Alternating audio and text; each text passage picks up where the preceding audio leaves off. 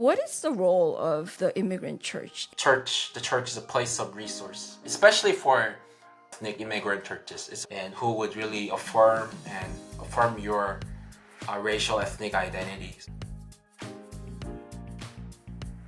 My name is David Cho. David's my American name, but my Korean name is Eunil I am currently teaching at Boston University School of Theology. I'm assistant professor of spiritual care and counseling and practical theology.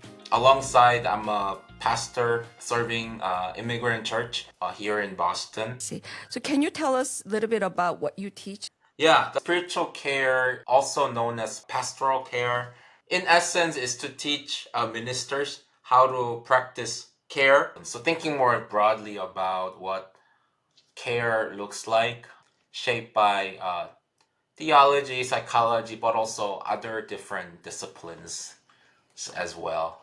That's a gift of working at a seminary located in Research University, is that I get to work with a diverse group of people. Not all Christians, but I think that's a great thing for me to know and be able to articulate why Christian faith matters today, and also why even religion and spirituality matter in healthcare or in medicine, social work, public health. It's been wonderful to explore that in Boston. We live in a very challenging time. So it's been really eye-opening to be in that kind of a larger conversation. Interesting. Do you focus on Christian faith as a part of the faith spiritual part? Because a lot of people are interested in spirituality in many different spectrum, right? Origin of this discipline or ministry called pastoral care has a Christian origin.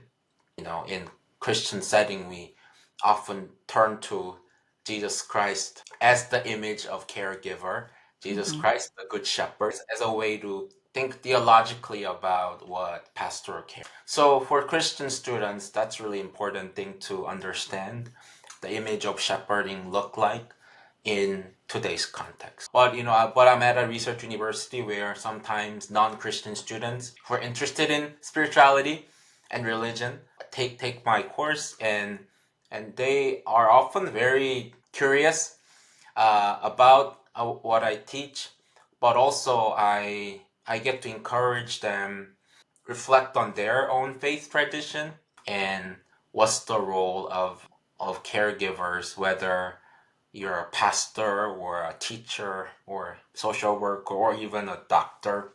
It's a one thing to know where I'm grounded as a caregiver, as a chaplain or minister, but it's also maybe more important to know where the person you're trying to give care to, what's their faith background and what's their cultural background, and be able to where they are and have meaningful conversations.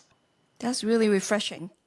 Thank you. Because as a layperson, Yeah. maybe at the receiving end of the care, right, from either healthcare professional or from the pastor or whoever, it's important that caregivers understand that they must remember where I come from and my Right. background, instead of just pouring out their own beliefs and on That's the right. receiver. That's right. Yeah, and I think traditionally ministers are trained to preach, give theological and biblical answers to complex human questions, but oftentimes they're not well trained to listen, right? And listen to lay people's stories and where they come from. Yeah, it's important to provide some answers, knowing that we don't have all the answers, but then listening is most important thing. That's where you begin, and to make able to have a human connection, companionship, being in the midst of things together. Why did you choose to go into this area of theology? So I went towards seminary without knowing what I would focus, but I knew that I wanted to return to Korean Immigrant Church. I'm a product of it, and also as a 1.5 gen, I still believe that that's where God calls me, so that it's a very cliche answer, to really be the bridge between the first and second. neither my English or Korean is perfect, but I can speak both, you know. So that was very clear message that God has really given me. It's the question of identity was really important to me. The question of who am I becoming, or I always struggle to find answers to those questions related to my identity, not only cultural, but or even as a male. Like I often heard like, "Oh, you're more sensitive for a guy," or you have like feminine qualities or things like, you know. I would hear things like that. You know, oh, so am I not like man enough to be something, or am I Korean enough, or am I American enough? So I think that question of identity, important yet I would say painful. Yeah. As you would understand very much. And so I think, I think not to seek answers, but to really wrestle with the question of identity. I felt that the area of pastoral care, where you have theology and even Bible, but also psychology as a way to understand, kind of understand who I am. And I think trying to write this dissertation, and it's often very autobiographical. But yeah, it's closely related to who I am and what I do, and my particular set of questions that I've been wrestling with for my entire life. Yeah, I mean that's often the case. Even Erickson, I mean Yeah, he tried to answer his own questions that he was wrestling with that's about right. identity and development and all these things. So, originates from the things that we are questioning and we're wrestling with. Yeah, crisis, right? The crisis. Erickson says it's actually not a bad thing. Yeah, it's not a bad thing. It means exploration. Yeah. And so how can we go through those crises better, or even safer, because it is hard and Yeah. it's lonely in many Yes. ways. There are a lot of wonderful people Yes. out there tackling this question from True. different perspectives. But for Right. me, it's a theology and psychology like together. Yeah. Nice. I did do my homework and read your book, Undocumented Migration as Theologizing Experience. Yeah. It derived from your dissertation for your PhD. As I was reading, of course, the middle of the book was most interesting to me, where you're sharing about your interviewees' Okay. stories. But throughout the book, your experience and your heart for the people was peppered in here and there everywhere. It wasn't just academic presentation, but also love for the community is Yeah. what I saw. So thank you for writing. Thank you for noticing it and naming that. What drives you to this topic of dissertation? You know, it's so fascinating you mentioned Erickson. You know, Erickson, he's also an immigrant too, right? Yeah. I believe that migrating experience during World War II, I'm sure that had something with the question of identity as well. So, yeah, I think my research back then and even now is, how does experience of migration, but that experience of moving or leaving home or coming to a new country or new space, how does that inform and shape and affect Christian faith? And of course that shapes the way I read scripture as well. In Christian Bible, there are many characters who experienced various forms of migration, exile, running away from family members, finding new home because God says so. I think it's in many ways, I think it's a universal human experience. Of course, in a different degrees. Not everyone experience traumatic migration. So that's always has been my life question, and that got translated into a form of research question. And so alongside doing PhD, I was serving Korean church part-time. A couple of my youth students were undocumented. That's not something that you share with other people, because it comes with a sense of shame. Time people use a word like illegal to describe people's status and so forth. In my youth group, there are 4 or 5 students. It all started as like cultivating relationship with them, and I helped them filling out the application. The whole status thing, and how that affects the family, was a big part of their prayer request. So yeah, even all those experiences, I got to learn more about them and how unique their life situation is. Also, during that time, the DACA program was rescinded. There are questions about like what's happening to my life now, way more accentuated in a way that's very traumatic, and the whole experience and where I was at a school and also at a church. I felt that that's something that only someone like me can do. Not because I'm great or anything, but because of where I was located. And also to think about the role of the church, you know.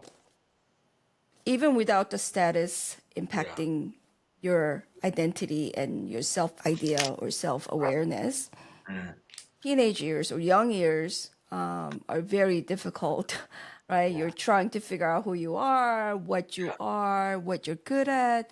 And on top of that, these young people are faced with their status impacting their everyday, as Yeah. you called it, being in the constant uncertainty. How does that impact a person? One tangible way to, so uncertainty in like psychology, it means a sense of not knowing, especially not knowing what's going to happen to your future.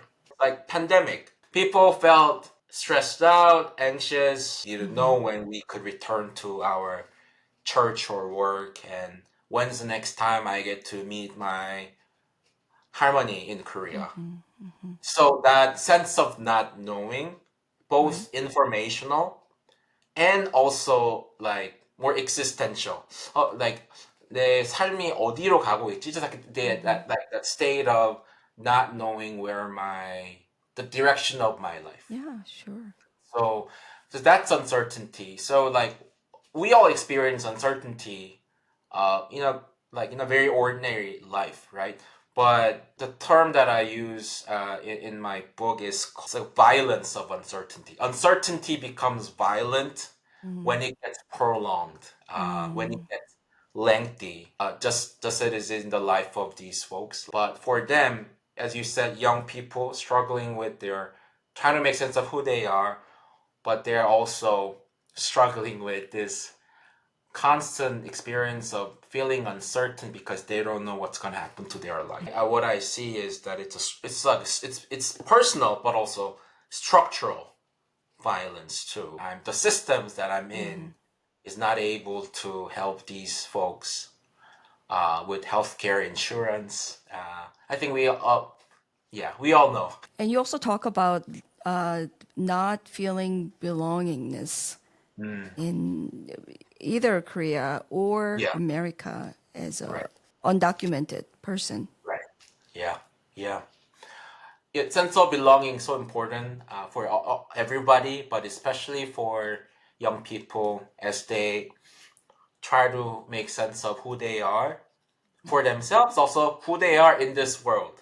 That's really important for them. Yeah. That's why they look for cliques, people to hang out with, peers, or they follow different trends. What's out there, so they can either fit in or they can know where they're like going themselves into it, and etc. Right, and so and that's where we feel part of something, right? So I think that desire is particularly challenging for even documented immigrants. We struggle with that sense of belonging too. But as you can imagine, um, let's say not having a passport, not only symbolically, but psychologically, that says something that you do not belong to this country, or you do not belong, or you don't have rights. Mm-hmm. And because you don't have rights, you can mess anything up. Right. You can go to doctor, so don't get sick. Uh, don't get in trouble. Like, That's so heartbreaking. You know what I thought was really interesting? That your model minority actually prohibits these stories to be shared because of the shame and fear. a lot of us now know the modern minority stereotype. I hate it. Yeah.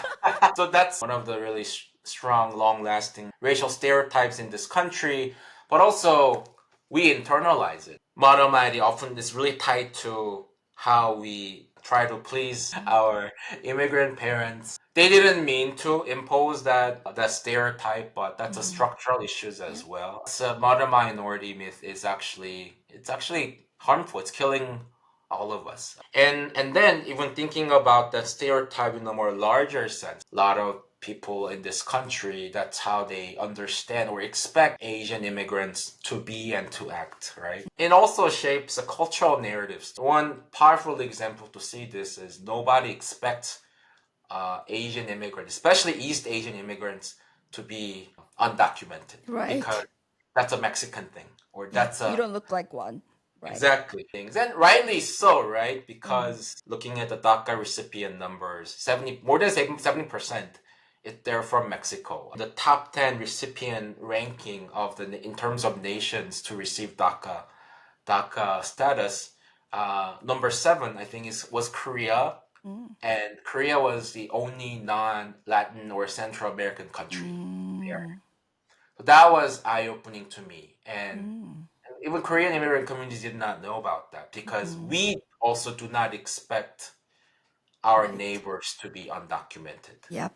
Yep. So, And then we keep quiet if we are undocumented, right?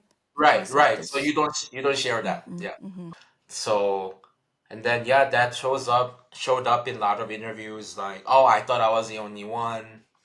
Because yeah, it's almost like you're being questioned. Like, are you sure you are undocumented like that? Yeah, it's fascinating and troubling to think how modern minority function is very different level. How we find our worth through the lens. Right. Am I model enough to be proud Korean immigrant or to be proud Korean son or to be accepted to this so-called American mainstream society? And also people like that status too. Asian immigrants. Model Asian. Yeah, yeah. We as much as we now people begin to understand its harm, but Yeah. also people like that title too. Oh, That we're motto. good, right? Yeah, yeah. We're really good and we're so model We're and smart. and exactly, and we are like that proximity to white Americans. Like we Yep. secretly love that position, but then Yes. pandemic came, anti-Asian hate couldn't protect us because No. now we are seen as the sources of virus and that thing. We're back to yellow peril. So yeah, so it's an illusion. Modern minority myth. It can't It save is. us. Yeah, No. and that makes it very difficult for us to build solidarity with other racial ethnic groups, Yeah. black and brown communities, or even native communities. Lifelong struggle. In one part of your book, you mentioned the quote from Maya Angelou Mm. saying something like, "There's no greater agony than bearing a story that's untold." And that is actually the reason why I am doing this podcast. So, through your research and your work, what is the story that you wanted to tell? So, like, in order to tell a story, you not only need time, but you need platform. You need people's support. You need someone to say, "Oh, Eunil, what you're doing is so important and valuable. It needs to be out there. It needs to be published." We need those support Yeah. for people to even begin processing Yeah. what their life is like, right? So one, I think that platform has not been given to a lot of racial ethnic minorities, also for women. So for me as a minister and scholar, gratefully at a research university where I work, have given me platforms to share stories. So I think that's important first, because like, is it accessible, right? Does everyone get to tell it? I think that's a bigger question to think about. So now that I have given this really valuable platform, I think what I wanted to tell through this research and work is like one, right, my autobiographical story of, I mean, I come from the place of privilege. compared to the interview participants who work with me, who were co-researchers, I would say. But still, I had my own stories of identity crisis, but to me, how Christian faith, immigrant church, how is it imperfect yet how it was maybe the place for me to take a breathe, be less anxious, and speak my language, eat Korean food, be with people who look like me, and not have to think about how I show up to my non-Korean friends or teachers. The immigrant church really has been the safe haven for me. And whether you are religious or Christians or not, that's the power and the good force of religion and faith and spirituality, right? So I think I wanted to tell that story. That's my story. And that's the theme that I also saw in the stories of my participants. In the face of great uncertainty, violence of uncertainty, they just keep moving on in their own ways. They just try to make sense of what's happening in their lives. But I think that's where Christian faith can really come in and help you to imagine what's possible, what's hopeful. And that's where I saw the really pivotal role of the immigrant church. Of course, a lot of drama. It's not far from perfection, but still that being together with your peers, Korean American family, being with elders, leaders who care for you. Yeah, so I think I would say the primary theme. That's my story, but also that I saw in other people's. As a lay Christian person, trying to make sense of the Christian faith experience. Yeah. Throughout the years, I think my idea of the role of church changes. I mean, I haven't arrived at at a definite place yet, but I think for sure as I'm doing this podcast, my idea of the role of church is like expanding, being in an uncertain state, prolonged uncertain state, as you call it, violent uncertain state, how that impacts psychologically, physically, socially, culturally, linguistically, and spiritually, right? Yeah. What is the role of the immigrant church in caring for this community, particularly? Yeah, thank you. Yeah. So based on my research, the church is a place of resource, especially for racial ethnic immigrant churches. It's a place I've mentioned about sense of belonging. It's important to be with people who look like you, who share the same culture with you, and who would really affirm your racial ethnic identity. So I think church has been that place. Looking at the American history, Black church has been that place for Black community as well. I joke with my colleagues, in order to be an immigrant pastor, you not only have to be a preacher, but you have to be like a job hunter. You have to be social worker. You have to be translator. Not only ministers, but also lay leaders too. 권사님, 장로님, 집사님들. Not only Korean Christians, but also all immigrants, religious faith community is more than a religious place. It's where life happens in between Sunday. Yeah, Sundays you gather but from Monday to Saturday, church still happens. There are a lot of weekly gatherings.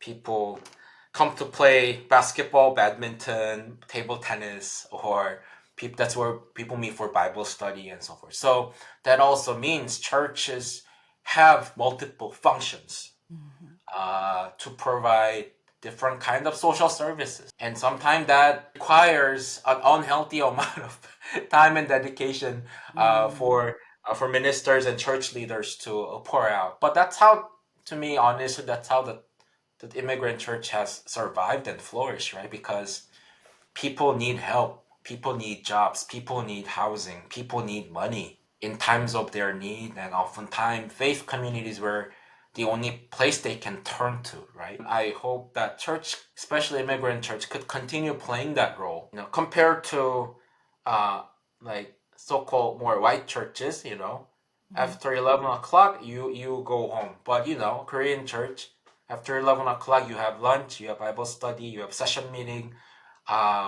Almost like a real life happens after the Sunday call. Yeah, 11 o'clock services. So I think that's the beauty and also the challenge around it. It becomes a very political space where power dynamics still exist. Still the very authoritative leadership happens. Become sexism is a huge issue in the Korean church. And many Korean church struggle with how to be inclusive, and that's a real question I want to name. From outside, yeah, we might look like homogenous group, but we're not. A lot of different opinions politically, on social issues, and now first gen 1.5, second gen 2.5, third. I don't even know. I'm not even ready to have a conversation on third gen. So it's a diverse. I think there was one participant, my co-researcher, who became like faith-based activist through his DACA experience. He and I one time joined a Mexican Catholic faith-based group who do immigration rights activism. So they're Mexican Catholics in Atlanta. So they do a lot of activism work to fight for more inclusive, more justice-oriented immigration policies. We joined them, and of course, that's hard to say in the Korean community. The political activism, it's a hard concept, and I want to name how challenging that is. I don't need to mention it, but also to practice it. Right. But he really became those voices. He really became open about his life story, and then he joined with a group of faith-based lawyers, Christian lawyers and Christian ministers who really care about social issues. So he joined them, and he's been very active in really raising the visibility of this issue in the larger society. Joined the protest and march together, Washington D.C., New York, and etc. It's important to raise our voices, to share our stories in a public level. And we need to learn from our Black and Brown siblings, because from the civil rights movement, that's their contribution, and we've been the benefit. We've received benefit from them, right? Yeah. And so I think the question is, what can church do in a different way to address these issues? Yeah. That's the question I want to invite everyone to consider. Yeah. Yeah. That's a big question. Yeah. I'm not sure. Right. Maybe that's where we begin. That ministry of compassion. Some are called to do more public ministry, activism, great. But most people, that's where it starts. And companionship, friendship. Yeah. Actually, because those things matter the most, I would say. Yeah. Thank you for that. I think so. The compassion, empathy, letting someone know that they're not alone is a huge thing that we could do as individuals, right? People are resilient. So they will find ways, creative, innovative, entrepreneurial ways to keep living and continue their lives here.